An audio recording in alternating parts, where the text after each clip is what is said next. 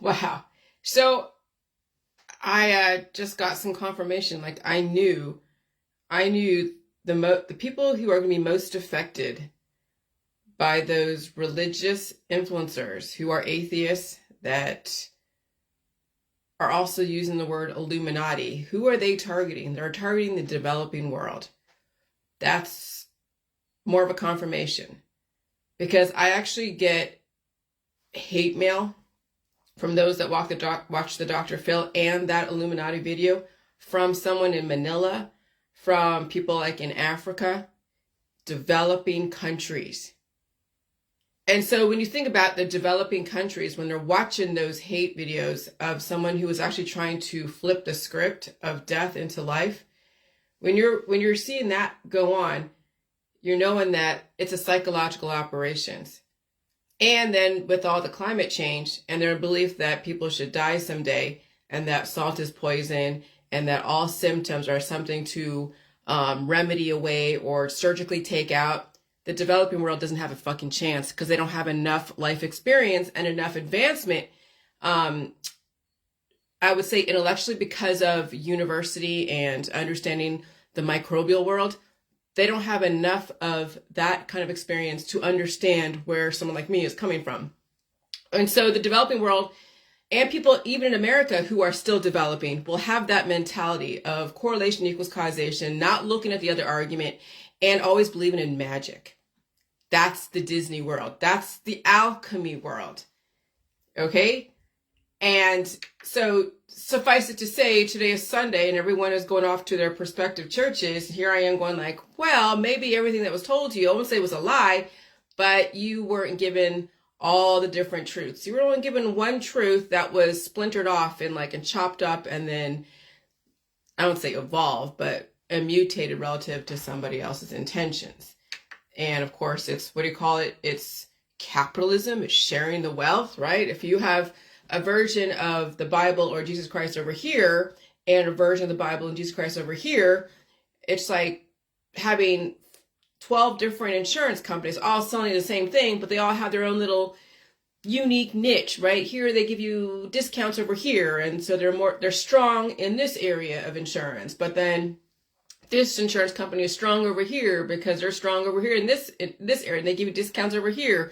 This company here is and they all have their unique marketing niche that they go and target, okay? Those type of people in the community. And maybe some will give discounts to military, others will give discounts or be so geared towards the military that only military can sign up for this insurance. And then this company over here is more for this type of person, or this insurance company is for like these high risk people, right? So even insurance companies are like different religions. But it's based off the same thing. It's financial responsibility. In case something out of your control happens, you have somebody to pay for it if you don't have what it takes to pay for it, and if it's not your fault.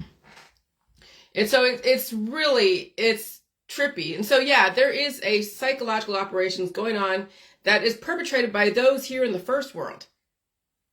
Many of you who are intolerant and are very good at your video scripting and all of your your belief systems, you are either destroying the developing world and destroying their ability to evolve, or you're helping them evolve.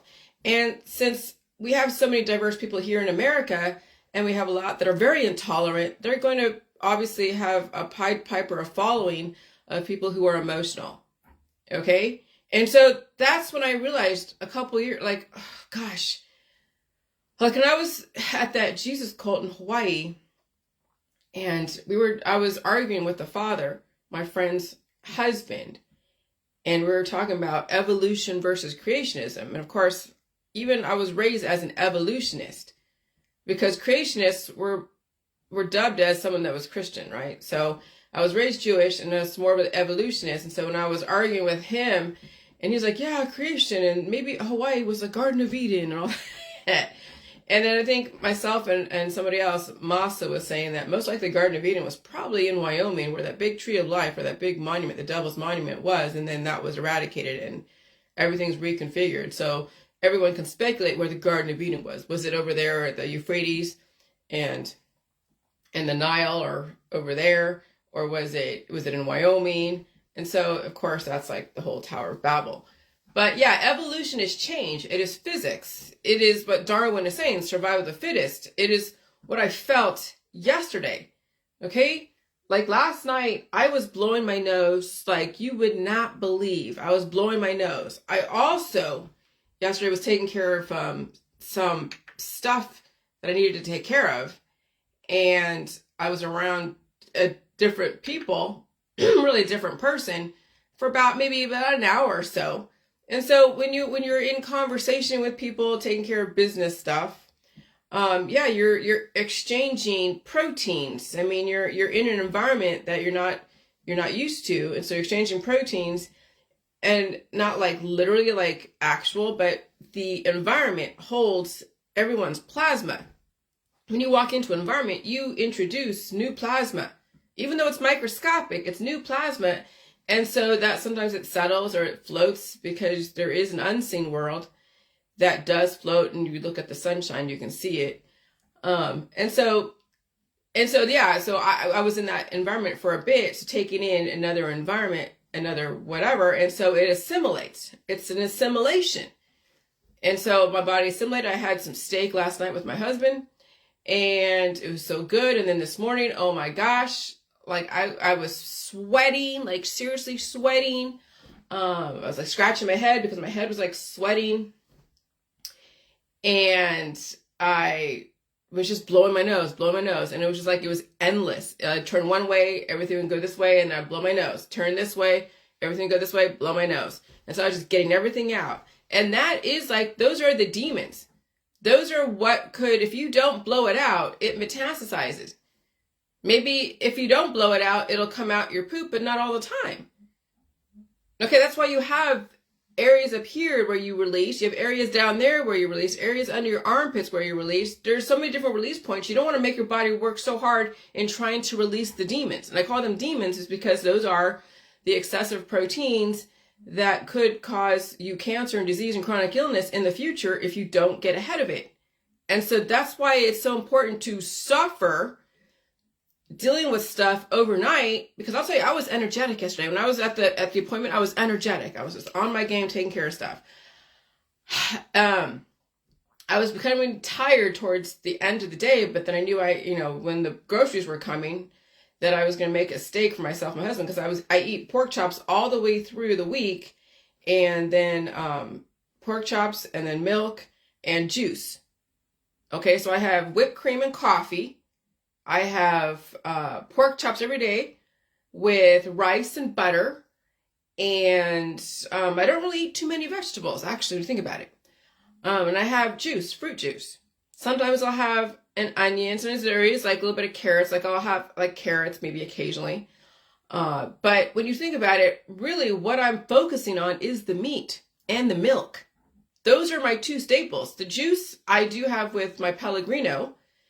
And sometimes I'll add like onions, and I'll do onions and potatoes. I've done that. But I don't go overly overboard with vegetables. I don't go buy a slew of vegetables and buy into that whole organic clean eating, because it's not about clean eating. It's about gaining substance and gaining intelligence in an environment that is so dynamic. And that, yes, sometimes you will have to be a bit bigger, like feel like bigger. Like I felt the last couple of days this morning, after I blew out so much stuff, I felt like I was big as a house. And sometimes you have to feel that way. Sometimes you feel like your belly is so big and your boobs are so big, and that's okay. My thighs kind of rub together. That's okay. Because that's the substance that's going to carry you through. And that's going to give you the intelligence and keep the intelligence and the memories. See, when you don't have really have a belly, and you have, you're trying to be all toned up and skinny and looking like something that wants to have sex, that's basically what people are used for, is to sell something, because it's a visual. You're selling an image, you're selling hormones. But then also, if you're married or if you're out there dating, it's more for that than anything else. I'm not saying the people that are skinny and all sexy looking aren't intelligent, or maybe they're programmed. Because I get a lot of skinny people coming after me, calling me a fat cow. Okay? Well, of course, if you're listening to Dr. Phil stuff and you're listening to that Illuminati video and you're all sensitive about animals, okay, and so animals are going to weaken people when you think about it. Now, this is where I realize when I'm watching my friends now from this point of view after my dog has passed away, and I remember how weak and leveraged I was. I was being tortured by the fucking demons when I was trying to get her to a different level. And I'm just like, wow, I can't believe I survived that situation. Because when you think about it, that whole situation of trying to get her through and then not winning in that whole situation, and having the demons bite at your ankles, some people don't survive that. Then having the humane society come in and question whatever you're doing. Some people don't survive that kind of scrutiny. They don't survive that kind of criticism. Okay? And so then now I look back and I look at all my friends with animals and they're like, oh, I love my animal, which I completely understand. Oh, I love my animal. And I'm like, wow, you see the love and the oxytocin. You see that pouring out. You see the weakness. And then I'll tell you another example, because we have stray cats all over the place. And of course, my husband has to go and reinforce that garage, but I'm not into trapping cats and then taking them to the places and having them neutered. I'm just not into that. I'm not. People spend their life rescuing animals, whether it's cats or dogs or all that. I mean, really, mostly it's the cats that people in our neighborhood are just letting go. And my husband's like, yeah, there's a cat with a litter of kittens, and they're out there and they're trying to get in the garage. And so he's trying to reinforce the garage, but they're going to dig back in again. And I'm like, well, why don't we just build like a little house or igloo? And I'm like, oh God, that's where it starts. You build them an igloo or something, give them a place to live. Then yeah, and then you want to feed them, and then all of a sudden now you have a whole bunch of cats right in your. And like part of me is like, fuck, and part of me is like, okay, I want to go and rescue them all and do this, and I understand people that do, and I get it. And he's just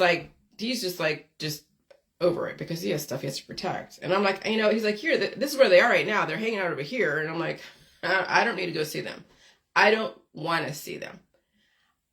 That's when I knew that I'm like, okay, if you see an animal that you're like wanting to rescue, you see a person, place, thing, a child. Now, a child, absolutely. If a child's in danger, I'll rescue it. But I'll tell you, there's so many animals that are a dime a dozen in my neighborhood because they're feral and all that. I'm not getting into the rescue business.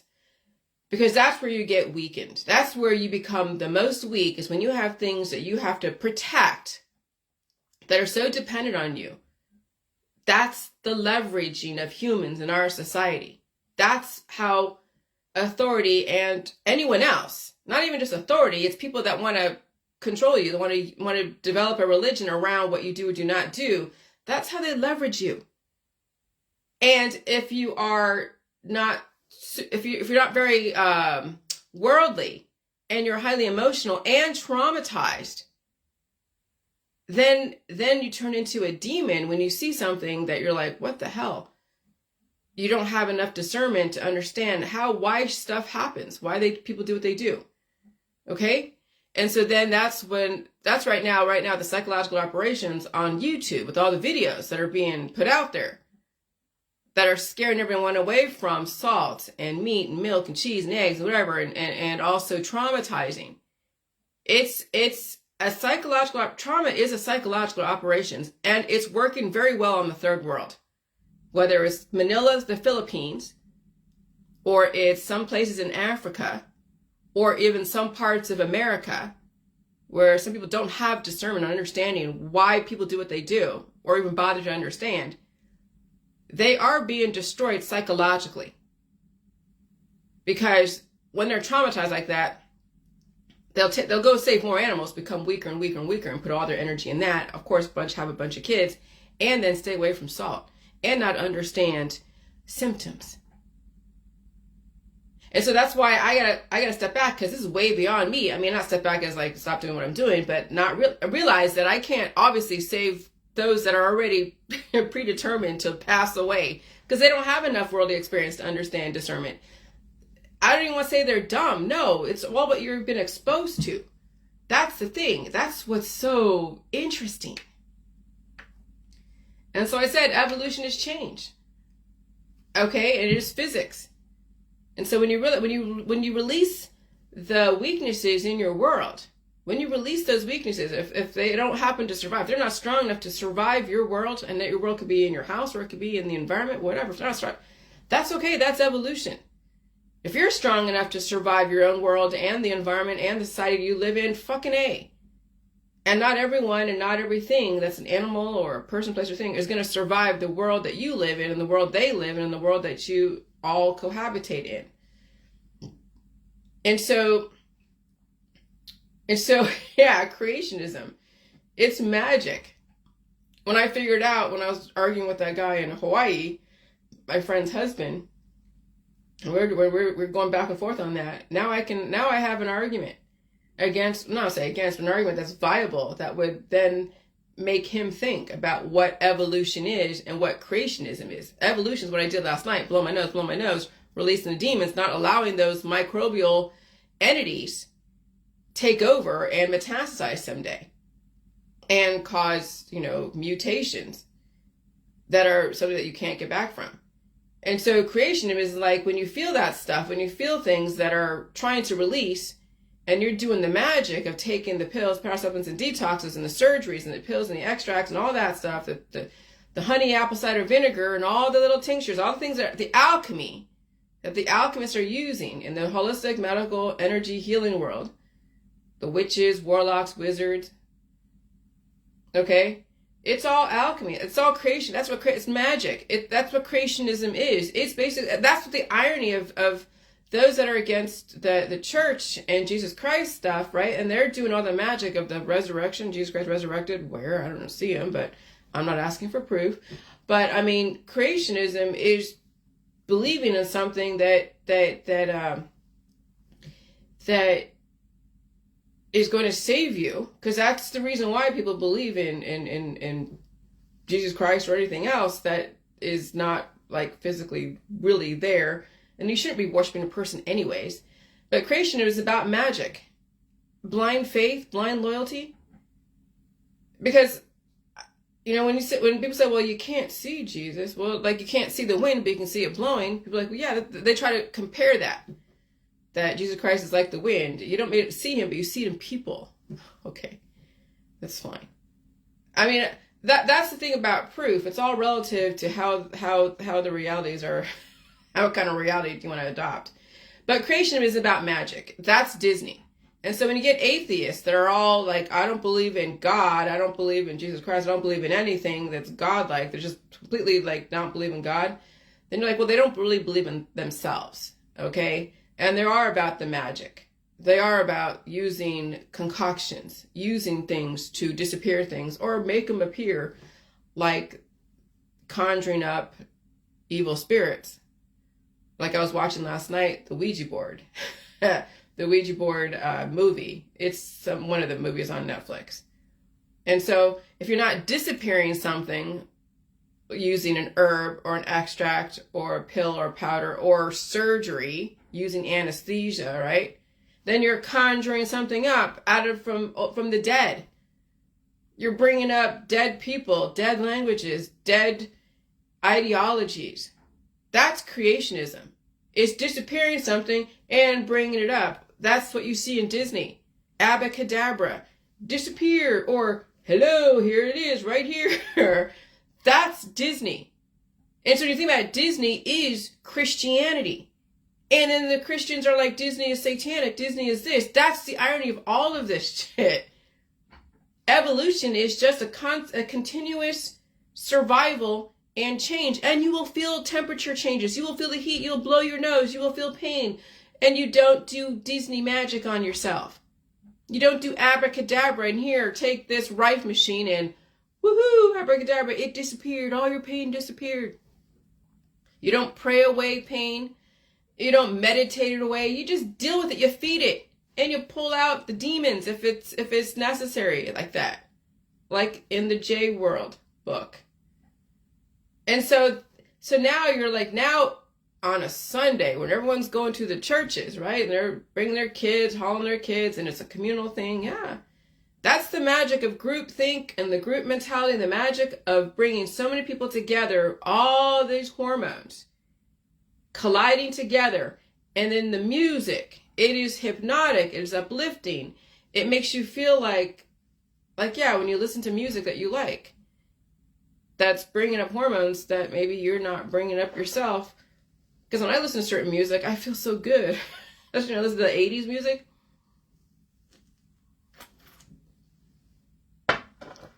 Or 1960s music. Because it reminds me of just the times, the innocent times when you didn't have this kind of knowledge, because it was just easier to be ignorant when you're a kid, right? But no, you're tortured. Because you can't understand why things feel the way they feel, or why things are the way they are. Being a kid's very tough right now on Earth. Being a child is probably the most toughest thing, because you will be fighting wars that some kids don't have what it takes to fight or win. And so, because even if your parents protect you from everything, there's still the war inside their body. They are not immune to the environment or climate change or people. You can't sequester a kid away from stuff. So when they're out there hanging out with friends and family in climate change, there's a war going on inside, even if the parents completely homogenize them from conflict. There's still a war going on inside. And then the magic of Disney. Here, take this medicine. Take this. Let's scoop this out. Abracadabra, disappear. Abracadabra, appear. Play with the Ouija board. Do this. It's, oh my gosh. And so I was watching last night, it's called Unexplained Things with William Shatner. And this brought up the whole organ transplant, because they were saying that, of course, like we all said, you hold memories inside, and organs have memories of everything that you've ever done. Like all of your spirit, your everything is in your organs. It's in all of your cells. Okay? And so when someone takes on an organ transplant, and of course they have to take antibiotics or immune suppressing drugs so the body doesn't build up so much of the white blood cells and antibodies to cause sepsis and reject it, then yeah, it could be a predictable life. There is obviously a lifespan, because if you're not willing to feel the evolution of assimilation, if you're rejecting assimilation and you're only allowing the body to take on that parasitic entity temporarily, because the host is like, holy shit, the host has to figure out how to assimilate to that parasitic entity, which is a transplant. No different than when you go into the environment and you breathe in microbes that your body has to go and release and also assimilate to. It's not like they're releasing everything that your body was exposed to. Your body has to bring in stuff. There has to be that kind of, fornication, I guess, with cells. Then there's an offspring of the new evolution, and then all the byproducts, all the waste material comes out in your mucus and all the different places. So when you bring in an organ transplant and you have like your liver cut out, but not necessarily really cut out all the way, there's still stuff there. You still have the programming of a liver that your body is supposed to be able to regenerate. And you bring in a parasitic entity like a transplant. Now it's like taking a bunch of Crips, right? A bunch of gang members like Crips, and saying, okay, now you guys got to go and assimilate to each other in a building. You take away all their weapons and you bring in the Bloods, and they all have to find a way to assimilate. First, they're kind of separated. Then they slowly start talking to each other, slowly, because too much talking, emotions and everything run high, and then there could be all out annihilation. And so it's that very slight, very gradual assimilation of both the Crips and the Bloods, when you think about it, when you're bringing in a transplant. And you're not bringing in any outside entities to mediate. Okay, that's what happens sometimes, like even in therapy sessions between a man and a woman, or a wife or a husband. That they're trying to bring two entities that are clashing together. They bring in a therapist or bring in a mediator, and it could be a pill, power supplement, or detox, or a surgery, or whatever. And a third party has to go and mediate that situation. And so when you bring in a transplant, you're going to have to slowly, gradually allow the body to take on that, and then also grow your own liver, and slowly those two worlds assimilate. And so yeah, a person that has a liver transplant, heart transplant, not so much like the metal implants. See, when you bring in metal in your body, that's like, holy shit. I would rather you have a human, like actual tissue of a transplant, than you're bringing in some metal piece or some metal or plastic piece. because the body really can't integrate, really. It'll tolerate it, but eventually over time, that's going to conduct so much energy and trigger your immune system to want to do something with that and push it out. Because that is the ultimate invader, is something metal, something plastic that is taken over a flesh organ. You see, you have a better chance, again, with a fleshy transplant, implant, whatever, than silicone, than metal, titanium metal, than plastic, than, stents and screws. When they're using like pig tendons or pig skin, okay, that's fine. I'm not worried about that.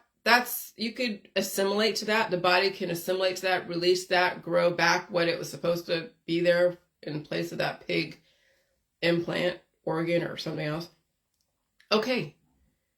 But you have to feel the pain of release. See, what people have is they have a closed system, right? When you close your system up, you're forcing the body to go to war with itself and with the parasitic entity called a transplant, implant. And so that's why you have to open your system, no matter what, whether you get a transplant implant that's fleshy from another animal or a human. But even if you don't get that, and you're just, trying to assimilate, you don't have any need for another organ transplant or anything like that. You have to open your system, release the demons. So let me read this. Could an organ transplant finally assimilate to the host without the immune system rejecting right away? If you open your system, I would say, yeah. You must release the demons, or the fight between the host and the parasite, and I mean that figuratively, not literally, will become deadly. Which is why the medical system has to weaken your immune system, so that way the parasitic energy does not take over. Because when a parasitic energy is so strong, the body will go in such defense that it could shut down everything. That's called sepsis. When people get sepsis because they have a closed immune system, there's an entity that's so strong in their body, cause the body to go in defense, like hyper defense. Then they have all these little soldiers called white blood cells that take over, and it could shut down the body because that's so much for the body to go push through around, and then you can block the arteries and capillaries from necessary oxygen to get to your vital organs. That's why sepsis, that's why getting the wrong blood type is so deadly. That's why, you have to have all the conditions right for you to take on a transplant or an implant. That's why those that are immunocompromised and very closed up, going into a crowd of people with high frequencies and such diverse energy, they don't survive. Some people just have all-out vital organ failure. You've seen that too in this environment with the high frequencies and diversity. People are coughing everything out under the sun because it's so unstable that their bodies are unstable, and releasing demons, releasing their excess waste, releasing the little army in their body that's going to go and try to find someone else to go and inhabit. Sepsis is no joke. When I had that meningitis type of stiff neck a couple weeks ago after my dog passed away, and I took on her demons, because that's when I dropped an egg right afterwards, because I didn't have a period for a little bit. And so after I was exposed to all of her demons, I got the major stiff neck, like I was being taken over by some kind of entity that she had in her body that I took on. My body was going through the immune system activation, and all the white blood cells were gathering at the base of right here, the base of my neck, the top of my spine. Some people do not survive that type of spinal meningitis. They actually go into neurological failure. Their brain doesn't work after that. But what did I do? I didn't even do J-juice. I just ate a bunch of food, and I started pulling out the programming. I would eat so much food, milk, meat, cheese, eggs, whatever, and I'd be pulling out that shit. And that's what saved me from dying from a spinal meningitis type of thing. Okay? That's because I opened my system. That was the type of sepsis, a septic type of situation. And people experience that stuff, and then they have like flesh-eating disease because their body isn't releasing. And so these little bugs that are trapped in their body that they picked up from somewhere, and maybe it didn't do anything right off the bat, but then it metastasized because of frequency conditions, heat and other lifestyle stuff. And then they get the flesh-eating disease. And so they have these things inside that are part of them, but then decide to cannibalize the host.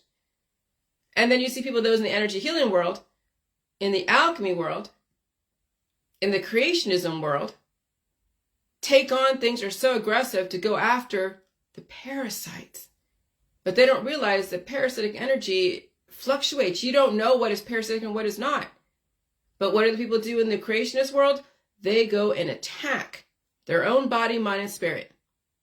They think they know what is parasitic. No, you don't. Because you could be so overridden by the parasites that are excess energy that are taking over that you won't know the difference between you and that parasite, and then you end up destroying yourself. That's oncology. That's going to Mexico and doing all the juice fasting, trying to starve the parasitic energies in your body, but you end up starving yourself.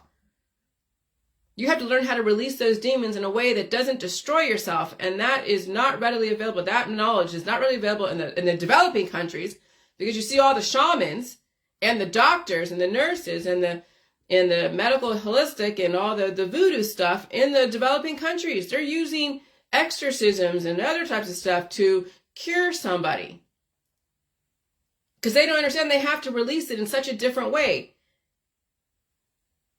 But again, that's what I'm saying. The trauma of the videos on YouTube is directly targeting the developing world and those that have the same mindset. Developing minds, even in America.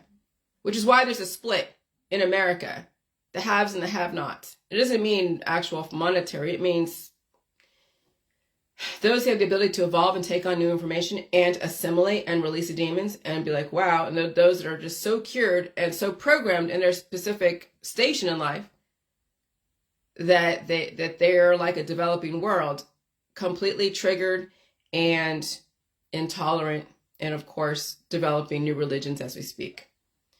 And so that's why humans need to open their systems so they can release the demons. But then why would you get a transplant if you can just regrow what you have, right? Money, money, money, money, money, money, money. And of course, like, you hear about in China, there's huge organ trafficking in China. It's a huge world. Well, they have 1 billion or less than 1 billion people they can work with. It's crazy.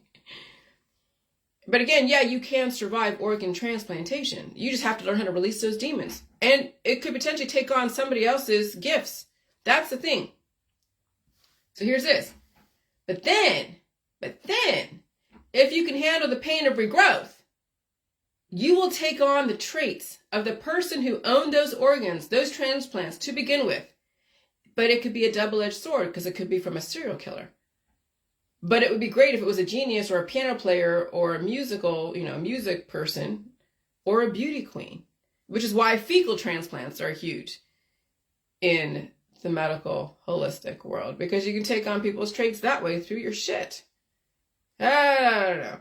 Here's the thing. You know how, instead of me taking on a transplant, whether it's a fecal transplant or an organ transplant, I'll just be around people who are smart.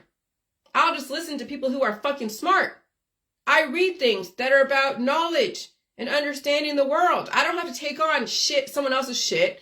I don't have to take on someone else's organ or implant or transplant. You know what I do? I feed my brain shit that I don't know, and I learn stuff. Holy shit. And then I practice it. I talk about it. But the shortcuts is in the medical holistic energy healing world. The shortcuts are through the shamans, the voodoo people, and all that stuff. Those are the shortcuts. Those are for the temporary people, for the alchemists, for the creationists.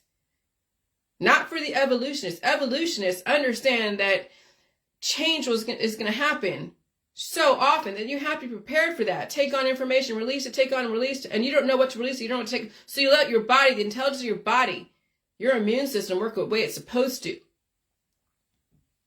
Okay, so if you take on a therapy that has information in it, your body will assimilate to it. Like a therapy, like a public health therapy, which isn't poison, just so you know. Now I'm going to say it right off the bat. Nothing in the therapies world when it comes to V's are poison, because you will be exposed to that in your environment to other people who are releasing their own immune systems, defense systems. Not that I want to go and get them, because I don't believe in doing that shortcut. I'll get it in naturally in my environment, but if someone does take that on and their immune system gets activated and they feel stuff, you feed those fucking demons and you release them. But you don't go on a bandwagon and say they're all poison, because then you're saying that humans are poison, because guess where all those things come from? A human. Guess where everything in the therapies market when it comes to public health, it comes from other humans. But they're purified and the proteins are separated based upon the intention, but they're not poison. Because what would make you think it's poison? Because you feel stuff. Well, when you walk into an environment that you're not used to, and you walk away, and maybe 5 hours later you feel stuff, does it mean that those people that you were around were poison? No, it means that you have to take on their information and assimilate to it, not attack it. But people do what they do. What do creationists do? Even those who say they're atheists or goth, they attack things that are foreign to them. And it could be tiny microbial proteins that they take a pill, powder supplement, or detox, or scoop it out, or they go onto YouTube and they do actual verbal, physical, well, they do verbal, spiritual attacks on things that are foreign to them. That's why the irony of those that are gothic and atheists, who are anti-religious and anti-this, are actually the Christians in denial. The atheists are Christians in denial. See, when you choose not to play that game, and you're like, yeah, that's fine, you believe in that, hey, go for it. But I don't play the game of, I am my own God. I'm not atheist. I am my own God. I make shit happen or not happen. I know what I can be, I know what I'm in control of, and I know what I'm not in control of. Okay? But atheists are the Christians in denial. And they're all over YouTube. They're like, oh gosh, Christianity is so horrible. Okay, that right there just tells me that you're acting the same way as some of the intolerant Christians out there. When you say Christianity is horrible, what are you now promoting that is better? Or are you going to stop playing the game? But no, when you play the game of for and against, especially in the religious, politics, and science world, you are exactly everything that you don't believe in. Everything. That's why those who are against the gay people, against LGBTQ, hold some of that inside of them. And they're afraid of it being exposed. That's why you watch those who are making fun of the LGBTQ and transgenderism, because they hold some aspect of that inside of them. And that's why it's coming out in such vicious ways. Just watch people who are against things. That's who they are.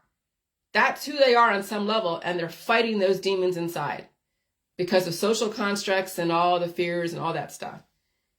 So that's why I say to those that are being targeted by the very conservative, remember what happened. Tell them, remember what happened to Jesus, what the Romans did to Jesus Christ when he was trying to evolve a society. They nailed his ass to the cross. And so intolerant people, I don't care who they are, will reenact the trauma that their ancestors experienced. And then they become the very thing that they are so against. And it's really quite fascinating watching this. And so if you're LGBTQ, that is your arsenal to work from.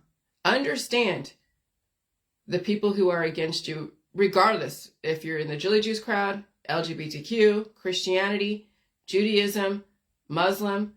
When there is so much hate, people are fighting those demons inside, trying to figure out who they are. They don't know who they are. And so I've seen also on my Facebook about a lie. What's a lie? Now this is where it's really interesting, because when you live with people who are very violent or are trying to program you in a specific way, and you're just trying to survive a situation, and you could be a kid. That's why kids lie a lot, okay? A lie is when alternate realities are in conflict. So when someone calls you a liar, it's because you are challenging their reality. And you're challenging their programming. When I was a kid, I lied a whole fucking lot because I didn't want to deal with the programming. So I developed my own world that I wanted to live in. And it wasn't like my world that my parents want me to live in. I wanted to live in my own world of no homework. I want to live in a world where I can go to experience stuff and feel like, I can do stuff. I can be free, right? So I had my own world. She's like, did you do your homework? I'm like, yeah. Oh, I totally lied. Okay? And that's the thing, is that a lie is when alternate realities are in conflict. When someone calls you a liar, it's because you're challenging their reality. The only time you need to worry about lying is to save yourself from somebody else's actions and behaviors and belief systems by proving beyond a reasonable doubt in a court of law or to authorities. Okay? And so that's the thing about proving yourself. You don't have to prove yourself to strangers because they could give a shit. You know they have no intention of ever understanding you. But when you have to prove something to somebody that you're not lying, that's to the judge, jury, executioners, and those in authority that need to understand where you're coming from. But not strangers who are just like demons or just biting your ankles. Okay, so you can be an open book and they can be illiterate. That's to all my trolls. I have said the same thing in a million different ways and they are still illiterate. That's why people call you a liar, because they are illiterate. Because I'm telling you, you can prove your truth, but they'd have to stand in the presence of feeling and seeing the truth. And I'm wanting to understand there's different contexts and there's different intentions with outcomes that are either predictable or not predictable. Okay? And so maturity is you can handle another lifestyle and belief system, and you are never poised to attack. Not one single bit. Just learn your boundaries and set your boundaries. When you are intolerant to lying, you don't like the other person's version of events or belief system. People lie because they don't want the outcome. They don't want the outcome of the other choice of knowledge. But is it really a lie? It's only a lie if you can't explain or understand both sides of the story. So when someone doesn't want to understand my side of the story, they only understand that one version of events, they will call me a liar. How do you even determine that? How do you even prove that I'm a liar? But they don't even know themselves. They couldn't. All they could say is, you're a liar, you're a liar. That's it. That's all they could say is, you're a liar. And they are now triggered by the emotions of destruction because of that traumatic video someone posted. That's how you depopulate people, is you get them triggered. You get them emotional. They already don't have discernment. They haven't released the demons. They're malnourished and only believe in one point of view. And you're just reinforcing that they still stand in the faith. They still stand in destruction. They will stay away from salt. They will be afraid of sugar. And they won't take it. And they will always find a way to explain away or cure their pains until they're the crypt keeper, or they have vital organs shut down. And they will starve themselves as well. So people only lie, right? According to whoever it is that says you're lying. Because the other truth, someone else's belief system, is so perceivably horrible to them. And that's on my side and their side. I don't want to end up dead, dying from cancer and chronic illness, or being sucked dry by the herbs and extracts. So my version of events, what they would construe as a lie, is so much better. Is so much better because the way they're going is so perceivably horrible. And on the other side of it, having to deal with pain, having to face your demons, having to deal with loss and whatever is so perceivably horrible to them that they don't even want to even deal with it. And so they call me a liar. But it's not really a lie. It's just that we have two different truths that are having to find a way to deal with each other, and people are having a hard time. They're in conflict. And so they embellish the truth. And I mean embellish. And it happens on both sides. I will embellish my truth. Absolutely. Does embellish mean that you're falsely inflating something? Well, it depends on who you talk to. But since I can stand in the shoes of somebody else looking at me, I will say embellish, because that's how they look at me. But I understand where they're coming from. Will they actually understand where I'm coming from? Be like, well, we've embellished the truth. She may have perceived us to embellish the truth, but this is our reality. This is how they characterize what went on with me, or what went on with my dog. They're going to embellish it and make it really spin to where they think I'm coming from and where they're coming from. But again, that's their filtered reality based upon their intentions and how they want to view things. And so they embellish the truth, and they embellish and they make inferences and they hint. Well, I don't even hint. I say, all right, yeah, you could be immortal if you stop talking yourself out of life. And of course, they make correlation equals causation. But it's not really lying. Because how can you assume someone knows exactly what you think and feel and why, unless they find out? But even then, they may not have the intellectual capacity to understand. That's why you don't get involved with the trolls. That's why you don't argue back and forth with people who don't understand you. That's why you just put information out there. Those who understand will take it. Those who don't and want to come after you and be like a little freaking demon, well, you block and delete and you don't even worry about it, because the video and whatever is doing its job. It is releasing the demons from this world, because demons don't want to understand. All they can do is attack. And they don't want to understand anything. They want to emote. They want to be emotional. You saw that in Dr. Phil. Everyone that was attacking me, emotional. That was the snake pit. That was the demons not wanting to understand. And then you have Mr. Dr. Phil, the lead demon, but was he really a demon, or was he just trying to get everybody all triggered to get the emotion, to get everything out there and let people figure out? I don't know. See, Hollywood it plays both sides of the fence. You'll never know really what Hollywood is great relative to how they want you to. I don't know how you don't never know the intentions of Hollywood, because sometimes when you bring up pain in people, right? People can look at that as like a horrible thing, but in reality, they cause you to now, like, dig deeper, become more innovative, be that more determined to prove yourself. And so it's a double-edged sword. Just like when you go to like basic training, they're not trying to hurt you. They're trying to build your ass up.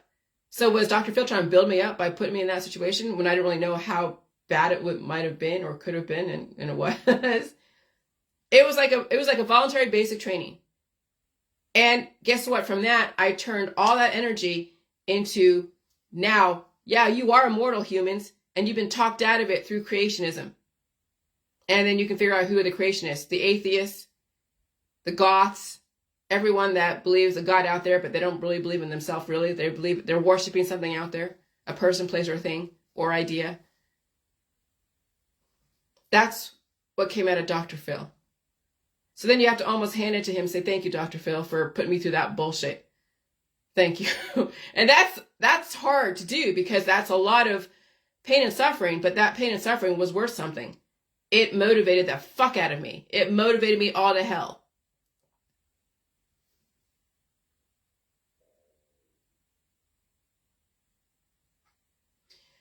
And so you could be an open book and they are illiterate. And so they're trying to develop their version of events that is palatable for them. That's why I say, you guys, for humans, suffering is not a bad thing. Suffering makes you fucking strong. Just watch what I had to go through the last 7 years. Suffering is not bad. You just better feed that suffering, and you better develop yourself from that suffering. But suffering in of itself is not bad. You have been weakened by those in the creationist world and those that are worshiping everyone out there but themselves. You've been weakened by their herbs, their extracts, their detoxes, their tinctures, their fear, all of their hate campaigns. You've been weakened by so many little demons out there that don't want you to suffer, and they envelop you with love and love and love. Oh, love this. And then you're leveraged. You're leveraged by the children. You're leveraged by the animals. You're leveraged by those that you have to take care of that you're so afraid to lose. You're leveraged by your addictions. You're leveraged by so many things. That's the deeper side of what's going on, how leveraged humans are right now, how most humans are leveraged to the fucking hilt.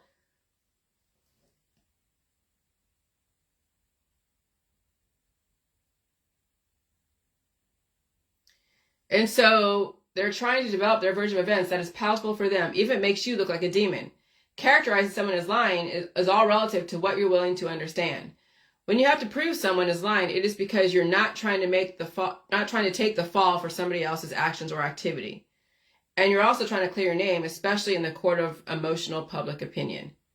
Emotional people will embellish their truth and, of course, never understand why the other side does what they do. And so I'm attempting, and I'm actually learning with the other side where they're coming from.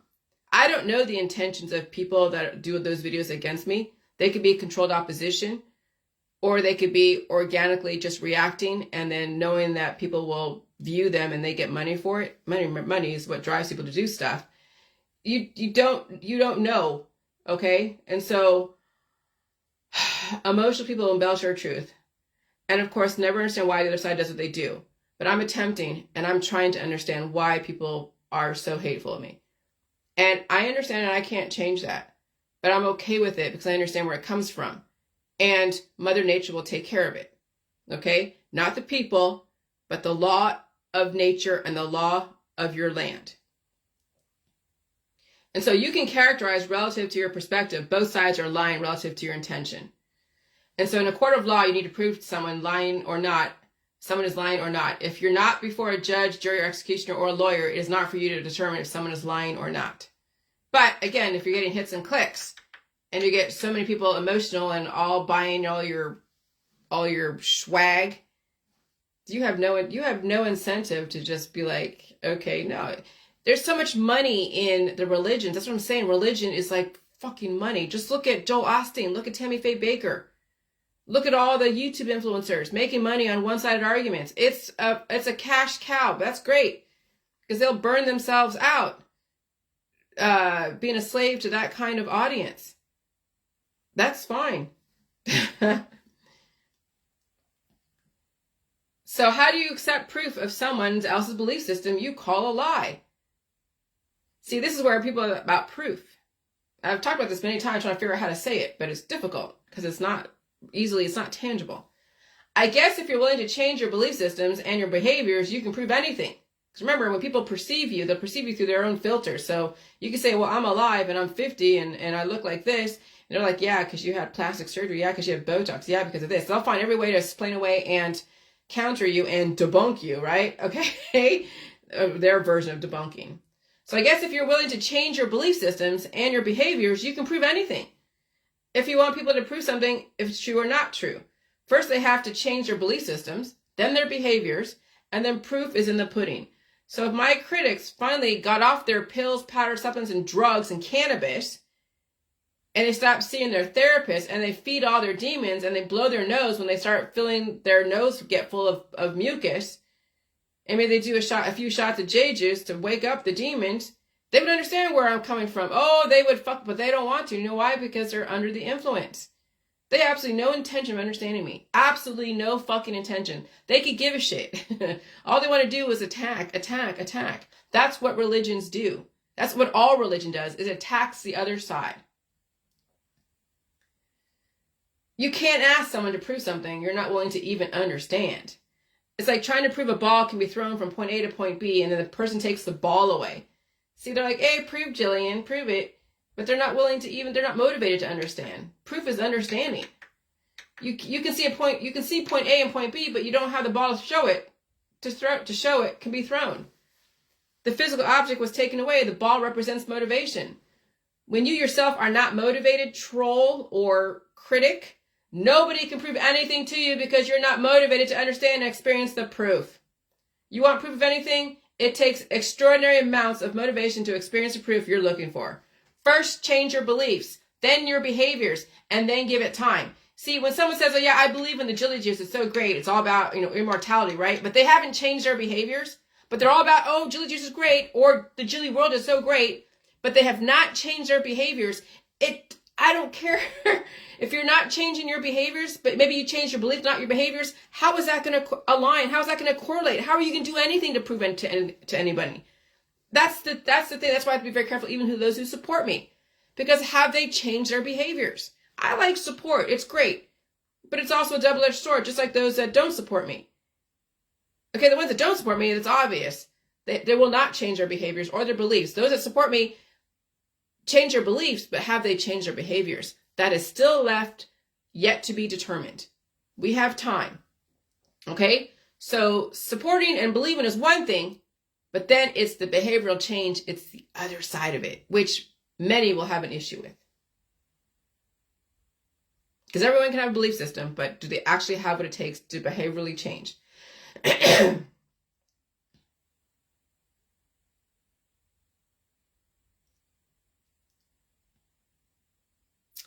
Then all the proof, so first change your beliefs, then your behaviors, and then give it time.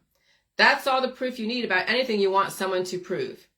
So when someone asks me, well, don't you want proof that Jesus was a God? No, I know why people believe in Jesus. I have no problem with it because the word God means many things to many people. If you want to put all your faith and love and hate out there to somebody else, whether it's Jesus or Satan or Bill Gates or Jillian, then you're already a part of a religion of hate because you absolutely have no faith in yourself. If you had faith in yourself, you wouldn't hate or love anyone out there or worship anyone. But that's the thing. People don't have faith in themselves because the system that they live in told them not to have faith in themselves, only to have faith in other people, to save them or blame them for destroying them, but they absolutely have no faith in themselves. But that's not true. Oh, it is true, because look where they end up in the fucking morgue, blaming someone and giving somebody else power over their body, mind, and spirit.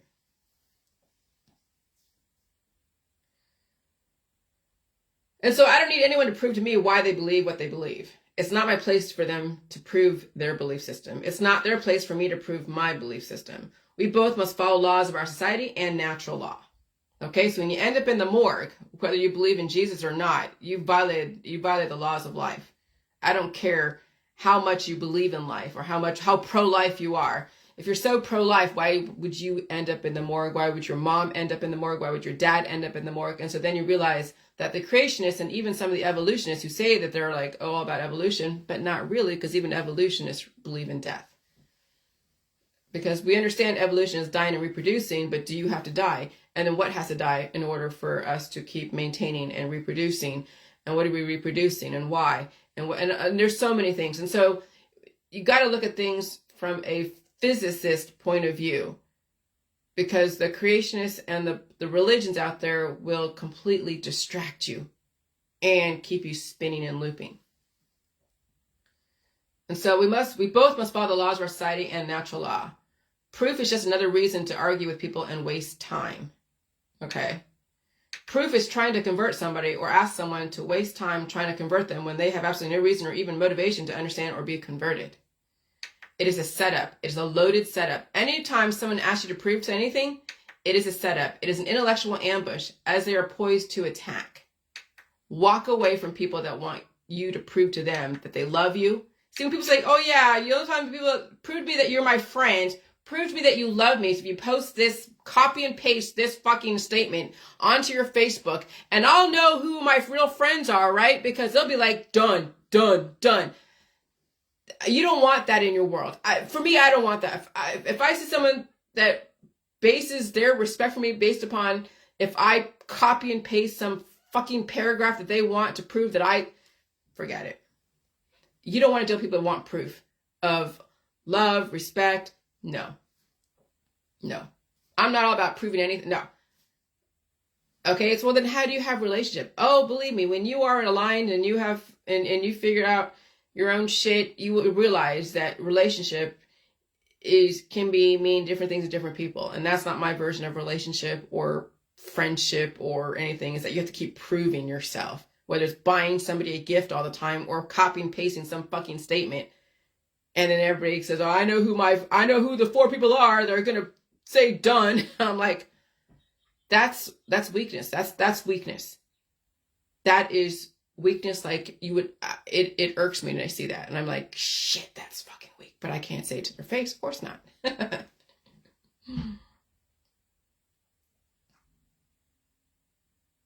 If you're before a court or answering to authority, give them whatever they need. Anyone else, tell them to go F off. So then you understand why the world, evolution, and creation were meant to divide and conquer. You're only a liar to someone else who doesn't like your version of events. Audrey. Sometimes you just can't handle other people's versions of events and lifestyles. And so the word lie purposely divides people and causes them to never understand each other when they can just make accusations. So when I lied to my mom about not doing my homework, it's because I didn't want to fucking do it. And I knew if I said, yeah, I didn't do it, and maybe there were some repercussions, I didn't want to deal with it. So I'd rather easier to lie and just deal with the peace for a minute, knowing that eventually everything's going to go to hell when she finds out I actually lied. I was preparing myself for shit to go to hell. So that's why I lied, just to get the peace for that moment. Okay? And so that's why kids lie. Because they know that the mother or the father are so extraordinarily crazy and they don't want to deal with that bullshit. And so they live in their own reality. There's a reason why people lie. And not because it's for nefarious, because they don't want to live in that reality of that person. And they're trying to develop another reality, but it's a very rudimentary way of doing it. It's a very juvenile way of doing it when it comes to homework, because why would you lie about that? But you have this fear of something's going to happen if you say you didn't do your homework when you know you should have. So to lie about it is easier than owning up to it, right? That's the child's way of dealing with shit that they don't want to deal with when they know if they didn't do something correct. So when an adult lies, it's because they're either trying to get out of something, or they did something that they're trying to get out of, and they're trying to develop another alternate reality, but we have the law, the court of law. And so when you lie to your officials, they will put you away. But a lay person who has absolutely no investment really in you, or they're not the judge, jury, or executioner, or a lawyer in a specific case, when they want you to prove something, just tell them to go F off. You have nothing to prove to them. If they don't have the intellectual capacity, if they're illiterate, you can't make someone who's illiterate literate. You can't. That's something they have to do themselves. They have to learn how to read, Google shit, look up shit in the dictionary. You can't do that just for somebody else. You can't make someone understand. You can't make someone smart when they don't even have the motivation to be fucking smart, which means you learn something different.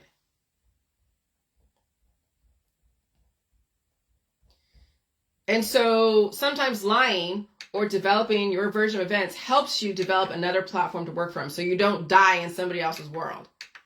Okay, so when I didn't want to do my homework because I didn't want to do it, and I knew that I wasn't getting in trouble, but I didn't care because I wanted the peace. I didn't want to have to do it and struggle through that because I had learning disabilities as a kid. So she said, "Did you do your homework?" "Yeah, I did." Or did you turn in your homework? Or you did? I don't know. Or was there homework? No, there wasn't. When there was, I wanted to have my nice peaceful weekend with no fucking homework to go and struggle, because it was a struggle. Every single time, if I didn't do something right, she'd go, "Do it again, do it again, do it again." And so I'd be going back and forth, trying to, she's like, figure out what's going on with this, what's going on with this. And oh my God, it was just like, oh geez. So rather than say that there's homework, I said there's no homework. "No, Mom, there's no homework." And I knew I lied. This was in 5th grade. Oh, and I got in trouble for it. But hey, I had a little bit of peace for those couple days before Monday. I had a good weekend, but then Monday was like fucking all hell broke loose. Oh, Jesus God. Okay, so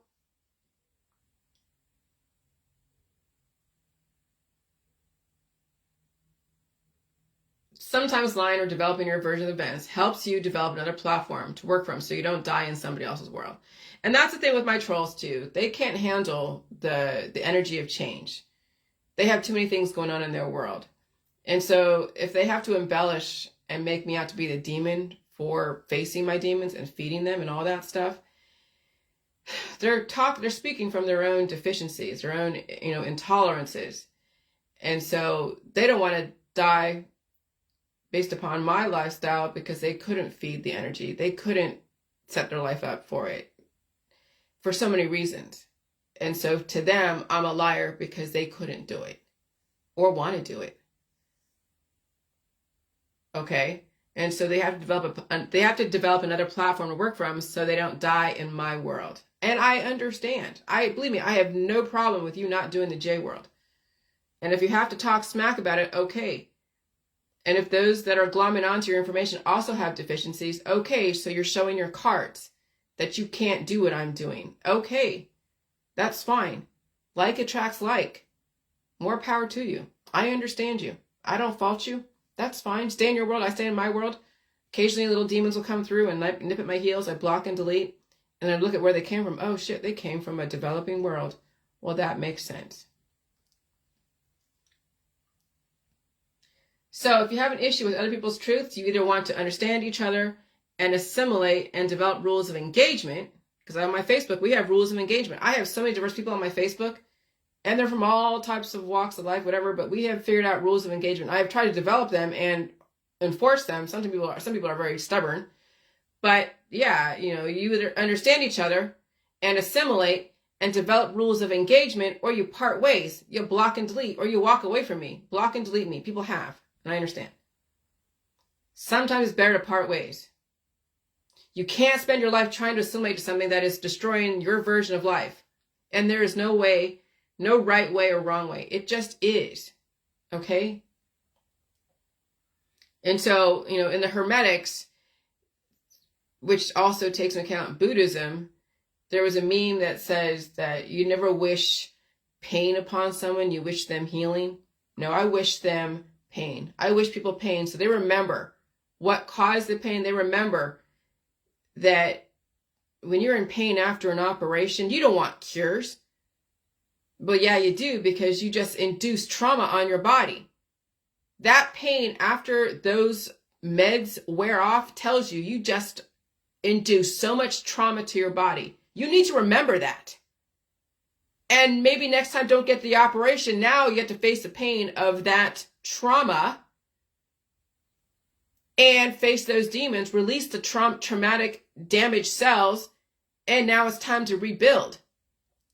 And never go under the knife again for somebody else. Never, ever. Even for the demons inside of you. Don't go under the knife for anyone or anything. So I wish pain upon people so they can fucking learn, to those that can handle it. To those that can't handle it, well, okay, obviously if you're like 50 pounds and you're in hospice, I don't wish pain upon you, because that sucks as you're leaving out the door. But those that, I wish pain upon those that have what it takes to deal with it, that can redirect. So I never say universally don't wish pain upon people, because some people can handle it and they can learn from it. Other people fucking can't. But I'll never say universally, oh, wish everybody healing. No, I don't. Healing is another word for cure, for forgetting the past, becoming blinded through the cures. I wish lessons of unforgotten pain on people so we don't ever have to repeat the same mistakes. I do not wish anyone to forget what caused people's pain. I want them to understand why they are in pain. When you're cured, you never learn the lessons of the past. You keep repeating them and then asking for another absolution, another guilt-free cure. And so you see, the developing world will post those scammer posts about, oh yeah, doctor this and doctor that, relieve this and relieve that with this herb and that tincture and this and that. You're seeing the developing world fall into what we fell into, the holistic and the allopathic, as well as the religions. The ILLUMINITI, whatever, is another religion.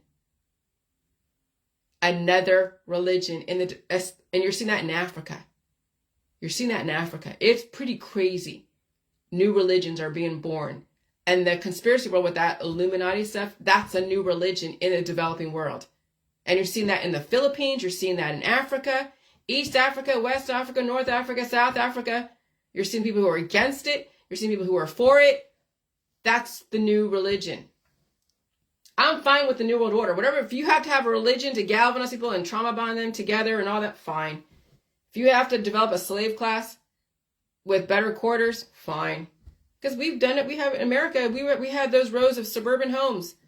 Suburbia in the 1950s. That was the nicer slave quarters in the Great Depression, when we had people living in freaking squalor. Okay? So slave quarters can be very nice and give rise to innovation, but eventually, when it becomes that bad like it has been in America, then you're going to have a bunch of demons nipping at each other. Then all that innovation turns into all-out war. And that's what's going on right now.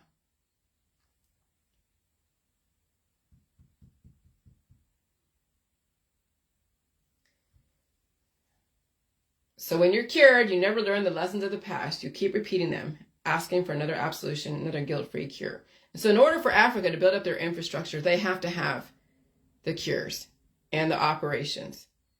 They have to have an organized society like we did. They're going to have to go through all their bullshit. We're going to watch things repeat itself over in developing countries. But now you can't try to save them. They have to go through it. But you can block and delete them, because they'll try to get you into their holistic shit and their Illuminati religion. Okay? And say, here, buy this membership. And so here we go. The Old Testament was a beginning. Like Genesis, Exodus, all the 5 books of Moses, okay? That was a beginning, but not the beginning. The New Testament was built for an ending, but not the ending. Because you see all people are out there speaking revelations, apocalypse, all this stuff. You saw it in the Freemason stuff in the Denver International Airport with all those murals. The conspiracy world knew everything about the whole, revelations / Illuminati / everything that we've ever experienced. Okay? Just watch Alex Jones. All right? And so if there was truly an ending, we'd all be dead. Humans would be extinct. So really, it's the death of the old world. We're in, what is it, the next industrial revolution, the fourth turning the last cycle of the last of the 80-year cycle. Because every 10 years something happens, every 20 years something happens. That's why it's been rather insane as far as just the change, going from the tech world and then the startups and all the new innovation and the applications, and then all the climate change, the conspiracy stuff, the wars, pulling out of wars, going into wars. I mean, it's just been nonstop. The economy going up, the economy going down. It's like there was just I feel like I have not had a chance to relax at all, really, when you think about it. Ever since I came into this freaking world of America, I have not had a chance to fucking relax, really. Like, I have not had a chance to relax. I'm trying to remember when I had a time when I felt like I could actually just relax. Like, relax. I'm trying to remember. Even as a kid, I mean, you can go to Hawaii as a kid, you're not really relaxed. You're going through what your parents are, doing. When I lived in Hawaii, it wasn't really relaxing because I was reacting from things and then just trying to learn stuff.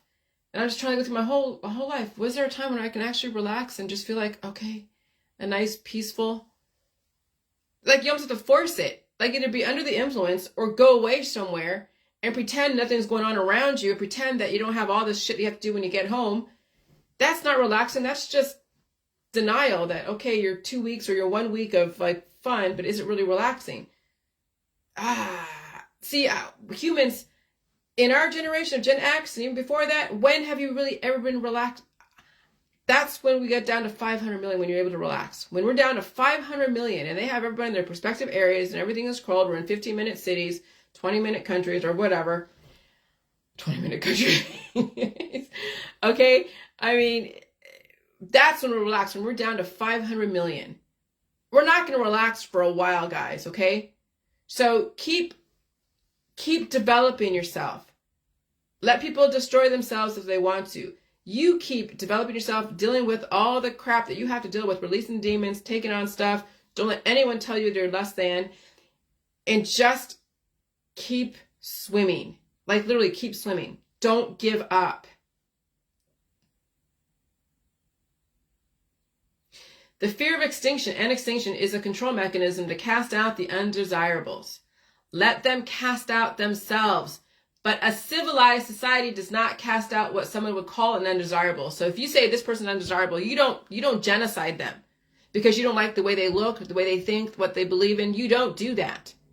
That's an uncivilized Darwinian Bush society. That's the law of the jungle that George Bush was saying. We're into law and order now. So they would just have to adapt to a society and a climate that you don't have the genetics for, the intelligence to adapt. You will take yourself out. So the undesirable would have to adapt to a society and a climate that if you don't have the genetics, if they don't have the genetics or the intelligence to adapt, they will take themselves out, okay? And so you are the one that must build up the intelligence, the tolerance, and the adaptation ability to become more intelligent and stay alive continuously. The Rosicrucian added in the alchemy to control your growth and your development. They didn't want certain people living a long time because they would upset the sanctity of their experiments and advancement of humans. That's why the Christian Gnostics are part of the Jewish mystics and the Hermetics and the Greek system and Egyptology to balance out the positive and the negative and develop an advanced working society that could rise and fall relative to intention. That's fucking brilliant.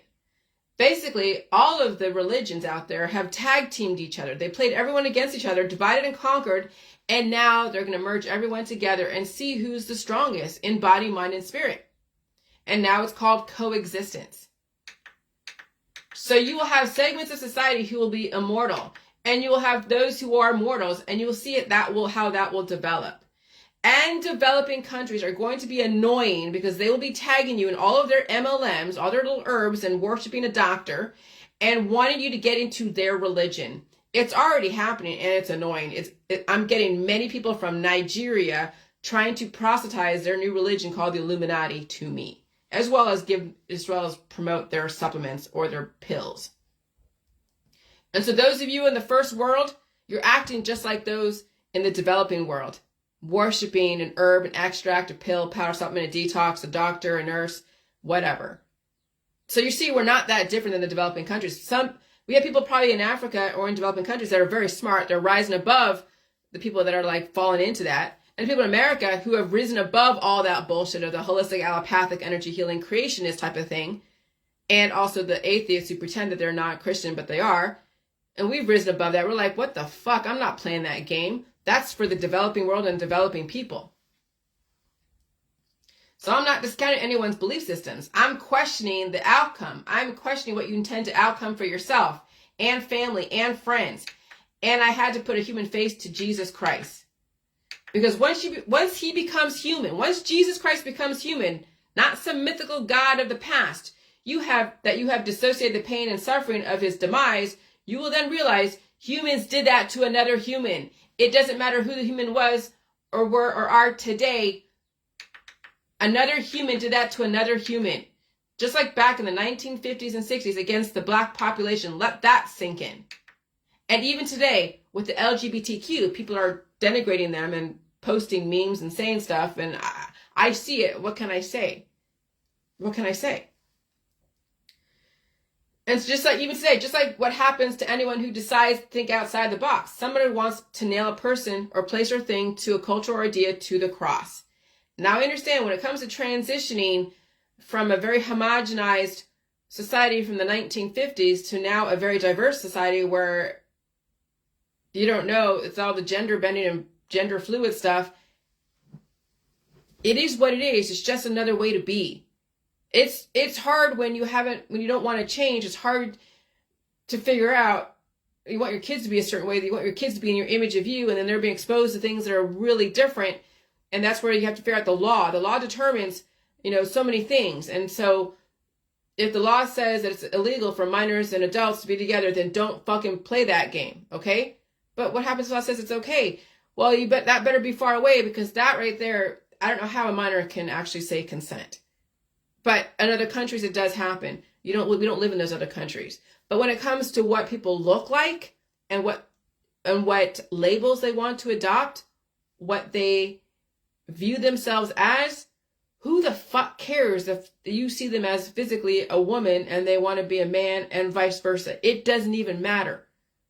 They're human. Just like Jesus Christ was human way back when, and the Romans didn't like what he had to say, and they nailed him to the cross, turned him into a martyr. We don't want to do that to other humans. Okay, so that was one evolution, was Jesus Christ, and then using that whole thing as a tool. And now the way humans, how we can develop other humans is different. It's not necessarily from an egg or a sperm, or maybe it is, but not from a man or a woman, what we think is traditionally a man or a woman. That you can get a child from 3 different people. That's interesting too. Okay, you look at the science behind that. That's not difficult when you can take an egg from wherever, okay, and add in genes.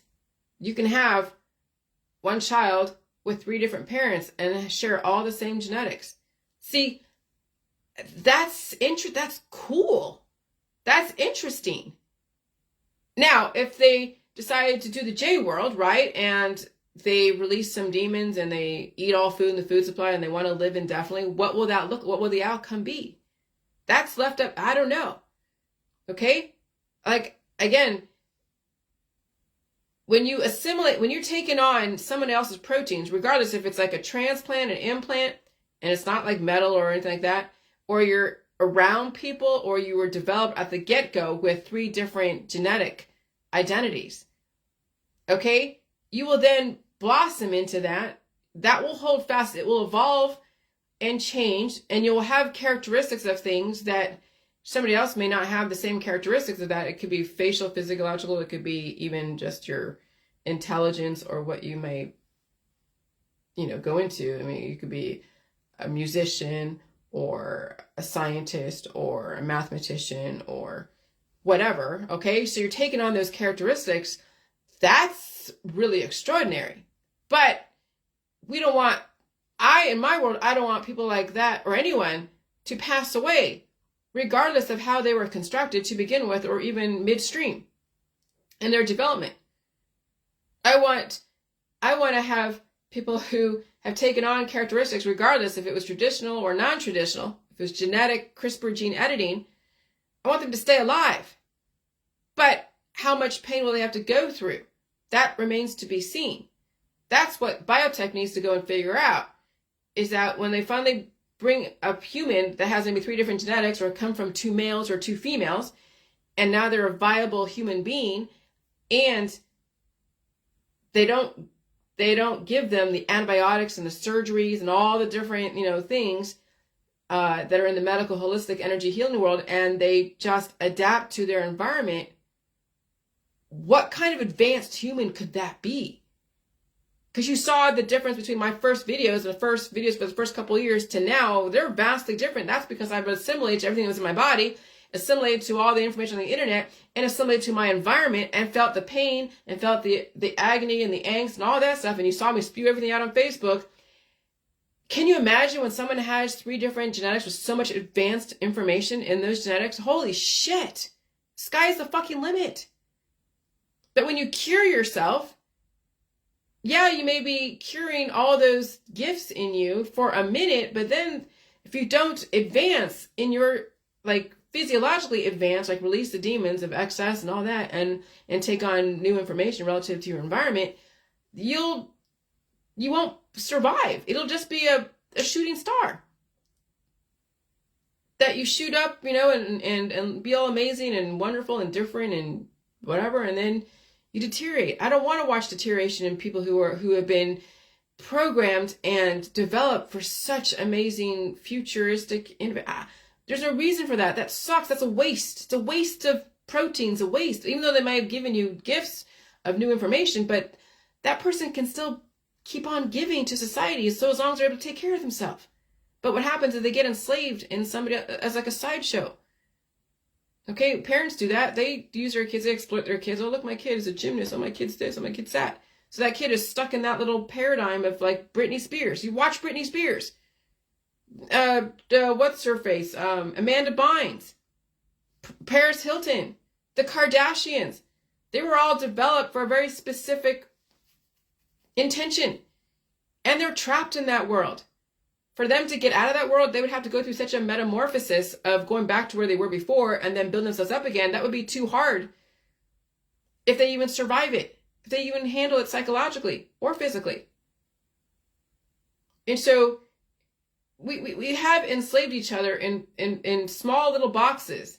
And sometimes the slave quarters are so extraordinary. Caviar and champagne wishes are in some slave quarters. Others are just trying to make it to the next day, and they're tortured and they're suffering. So, yeah.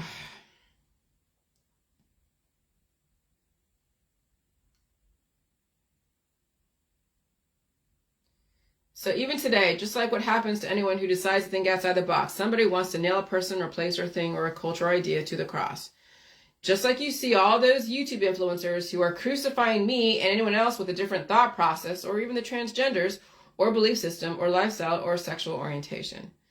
But instead of nailing me to the cross, literally, they have used violent words and doctored pictures out of context to traumatize and spin their agenda, their tool of control, using the things that people love as leverage to develop the religion of hate and intolerance.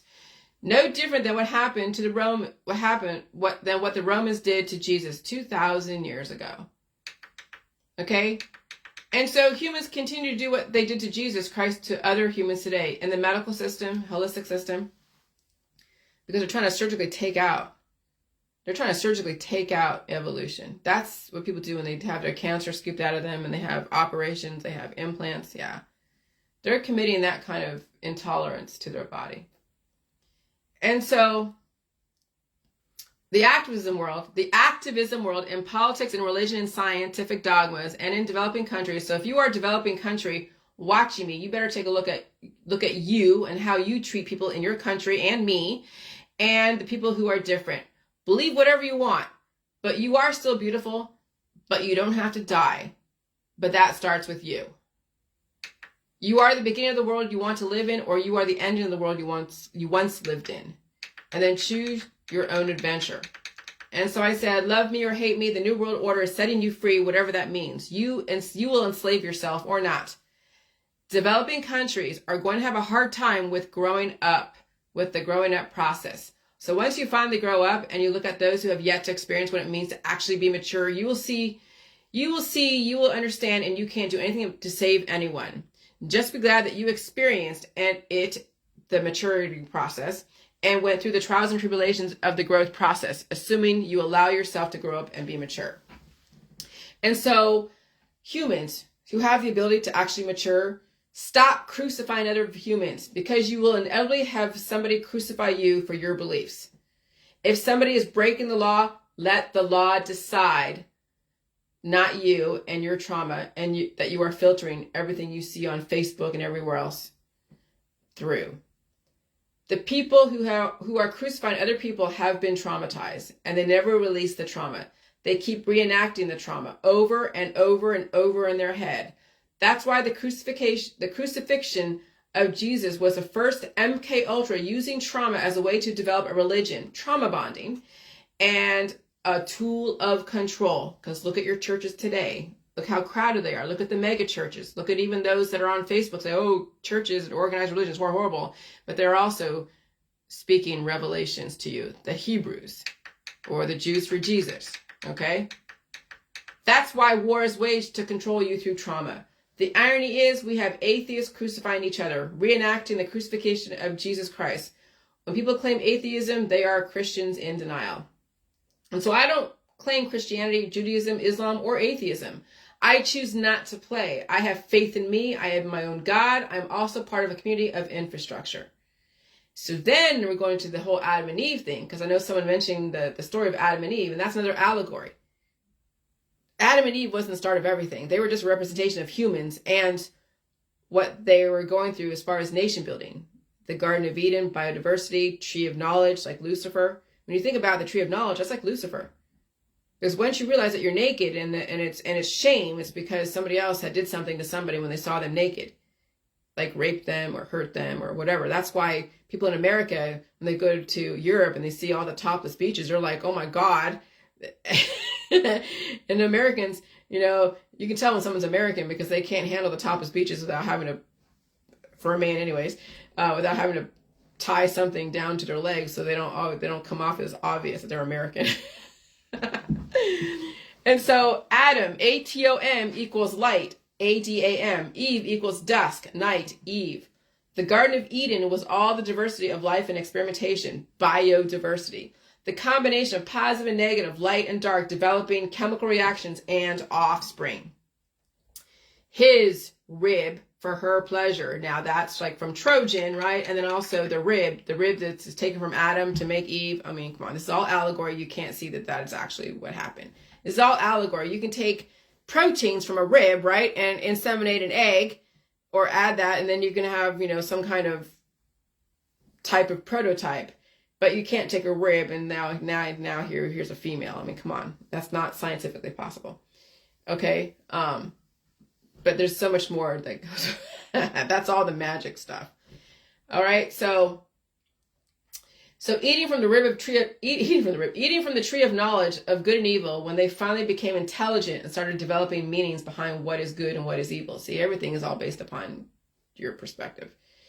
It's all relative. When you're naked running around, you don't know any better until someone gives you the knowledge to have shame, because deficiencies and caveman mentalities, because men and women have done things to people because they see something, they're triggered, and they want to go and procreate and possess it.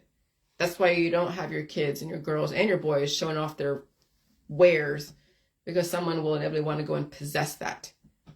And sometimes it's to the woman's, wanting, and then she gets raped, and then she was like, what the hell? You're victim blaming. No, well, you got to understand, when you offer those types of things to people on the internet, you don't know what you're getting. So be very careful how you advertise yourself, women and men, on Facebook. Okay? The snake, the one-eyed snake, the hydra, the sperm blower, tempting mankind. All right? So you see the men out there always trying to go and inseminate a woman all the time, chasing after sex, chasing after tail. That's why you have so many men out there with a lot of children.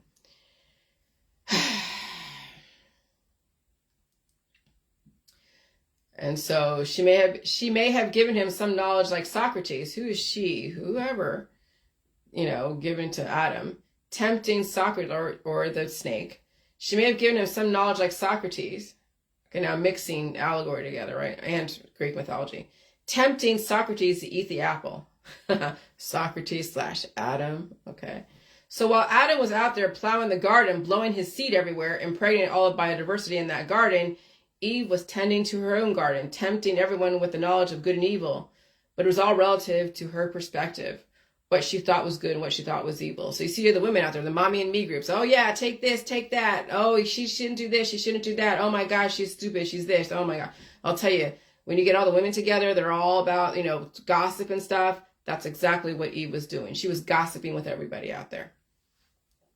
So, but she's tending to her own garden, which is her little queen. She's the little queen bee, and she's tending to all of her little followers, tempting everyone with the knowledge of good and evil. But it was all relative to her perspective, right? The queen bee's perspective, what she thought was good and what she thought was evil.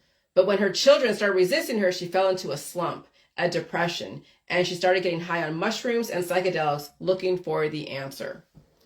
And so she became so juvenile, she forgot what it meant to be an adult, because she only knew one way and she couldn't take on new information, so she regressed back to a child. So when you see these girls that are like 20 years old, even 30 or 40, and they're having children, that's like Eve having children when she finally realized that she just didn't have the answers, and she became very tunneled. And so the only thing she could do is have children. Adam, the only thing he can do is make children, and that's all they could do is have children, make children, and that's it, and be trained in a job.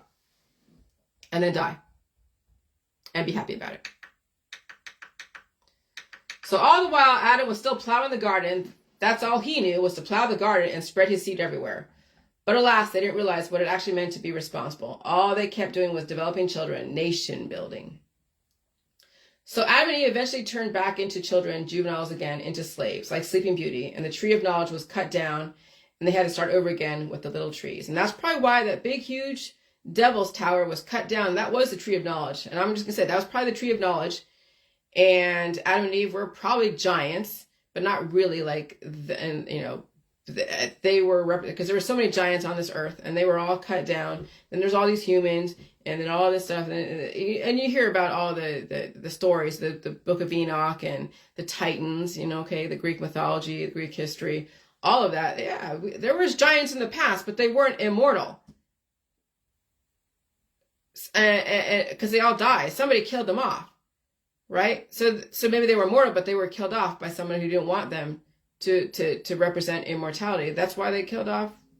That's why when Methuselah died from the flood, and Noah died because he rose into the sky, but they're like 900 years old.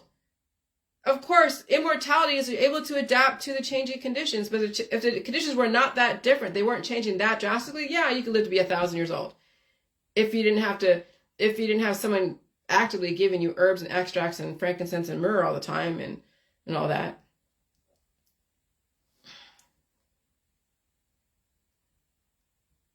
So Adam and Eve eventually turned back into children, juvenile again, into slaves, like Sleeping Beauty.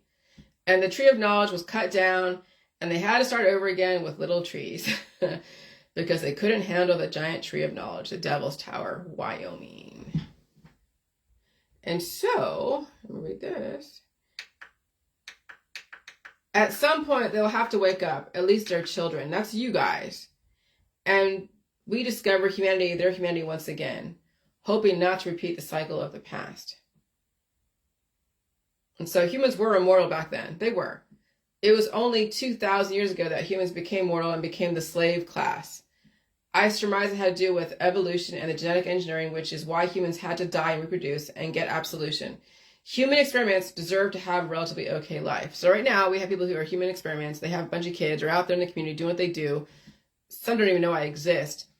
And they should have a relatively good life for being a human experiment, for going to the doctors all the time and going to a job like 8 hours a day and giving up their body, mind, and spirit to somebody else, okay? They should have a relatively okay life. They should be able to fall into their addictions and be happy about it. They should travel and give everything they could possibly want, because the ending of their world is going to be so painful if they don't get taken out like that, okay? Okay, so immortality means you have the adaptability in the changing conditions. So as long as you do not cause too much trauma or voluntarily take antibiotics and remedies or use alchemy against your body's defense systems. So again, creationists use alchemy against their body's defense systems. And when you think about it, the Bible is the ultimate spell book.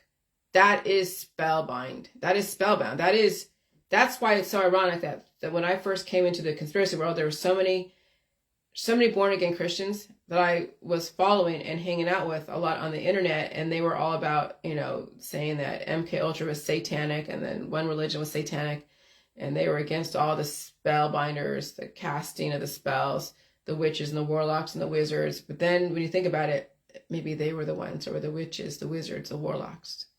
Maybe they're the ones that are casting spells on everyone around them. That's the irony. But they wouldn't like me saying that, but I'm going to say it. Okay? They're the ones that are into the holistic remedies, the herbs and the extracts. Doing like disappearing stuff, poof, and then appearing, conjuring stuff up, poof. I mean, that's the whole thing with Jesus resurrecting is conjuring up a spirit from the past. Christmas, Easter. And so if you're like, oh, Christmas is satanic, Catholicism is satanic, and you're a born again Christian, and you're reading from the Bible, that's casting spells. And you're playing with your concoctions of your herbs and your extracts and your detoxes, selling them to everybody and their mother, trying to take away the pain, disappear the pain, magic. That's Disney. That's magic. That's Disney, Mr. and Mrs. Born Again Christian. You are reenacting Disney and The Sorcerer's Apprentice. That's the irony. Remember, I'm not Christian. I'm not religious in any way, shape, or form. I'm not Jewish or Hebrew or any kind of spirituality guru, but I was converted to Judaism as a child because they did do that conversion process. My Jewish name is Layla, Leila. But remember, I'm not looking for the Messiah or waiting for them. I am my own Savior and I am my own Messiah. I just understand manipulation. I understand trauma bonding. I understand allegory. I understand psychology, law, biotechnology, and the tech industry. And I know how to read people. I understand what motivates them. MK Ultra, betraying your kids, families, and friends to get ahead. That's politics, religion, science, health, and wellness dogmas. And that's in the creationist world and even in the evolutionist world. Because even evolution has been evolved into something that is creationist. That's the medical, holistic, energy healing world. All religion. Sacrificing people for money. Judas. Now, those of you coming on here that are in the religious world, please do not say anything on here. Do not drop scripture. Do not say anything on here. Just listen, because I will block and delete. I will not have to play this game of me having to put boundaries down and telling you again, whatever. Okay? So just FYI, do not drop any scripture. Don't interrupt this transmission. Judas sold Jesus for the price of a slave, as Jesus laid down his life as the ultimate gift for humanity. And people do that every day to their friends and family and children and parents. What is Judas in the Bible known for?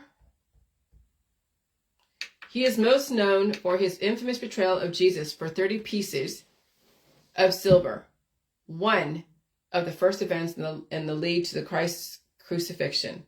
Though Judas is more troublesome and fickle biblical figure, he was still a close follower and disciple of Jesus for 3 years before his betrayal. So there's a lot of Judases in the J world way back then when they were reporting me to the fucking FBI and the Ohio Attorney General. I had so many Judases around me. That's what I'm saying. You could be a Judas to someone just because you recommended them a pill, powder, supplement, detox, tell them to get well soon. That's Judas.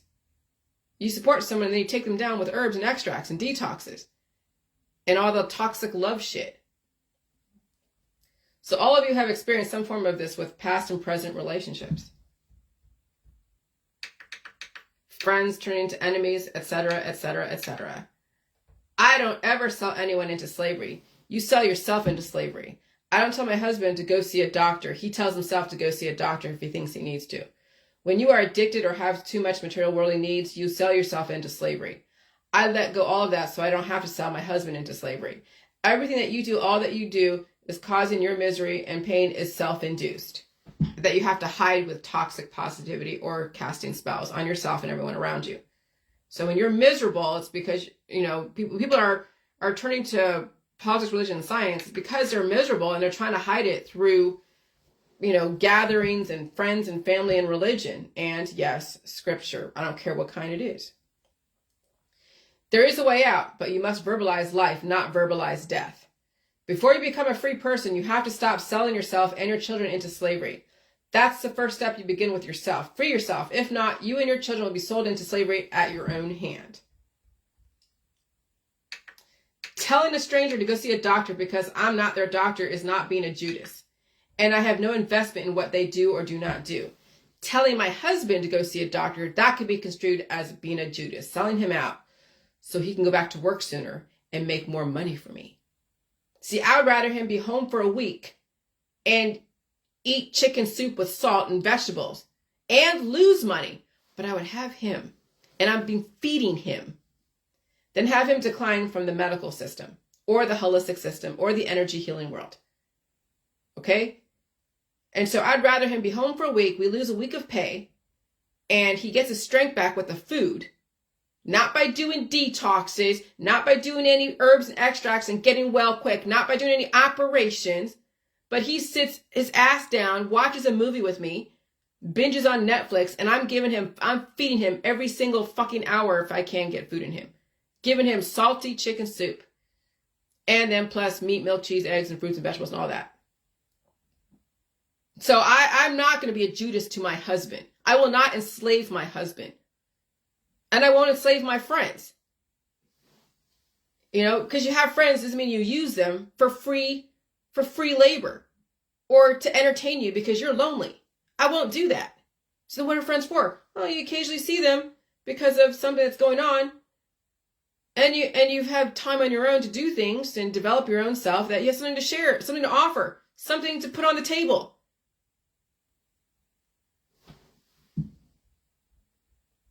Because I'm telling people are beautiful, they have something to offer. But you also have to develop yourself in your own autonomy. So at some point, when his body gets that bad from whatever, he will sell himself into the system, but I won't do it. But he told me if anything happens to him, please call an ambulance if he is incapacitated. And I'll do that. But I will let him decide if he's conscious to sell himself into the system. He will always have a choice. That's the Freemason creed. Give people the choice. Don't make choices for them unless they are a minor and you are their guardian, or you absolutely have to.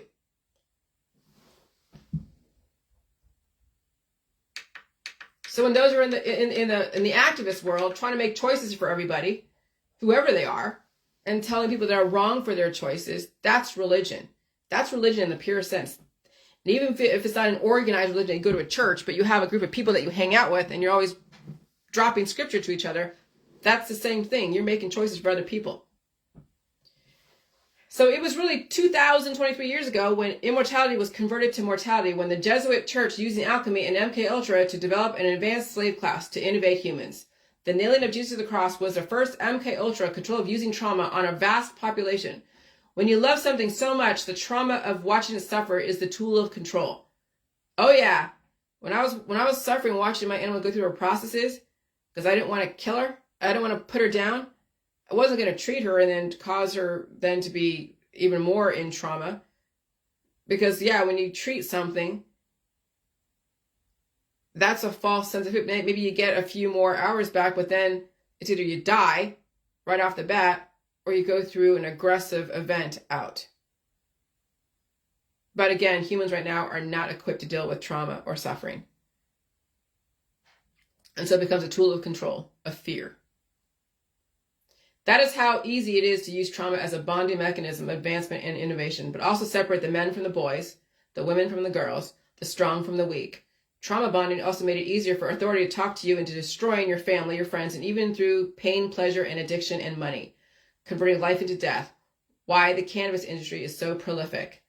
We are living history right now, but calling it something different. Okay? We're living what happened in 2,000 years ago. We're living what happened 6,000 years ago. We just dress different.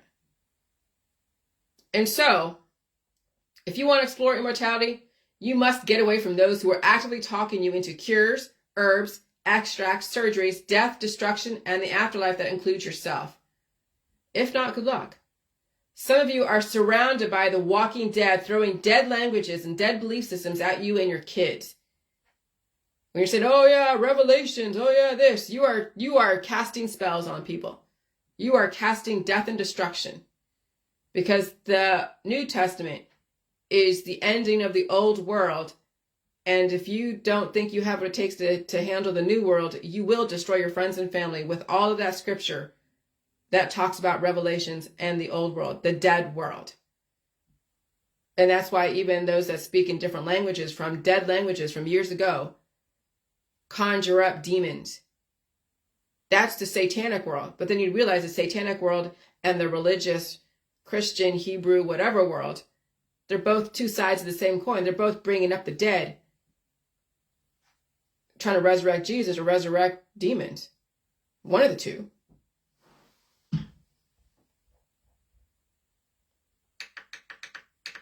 Those who are suffering and dying must participate in groupthink and events because the dying and suffering need other people to unload on. Misery and death need company.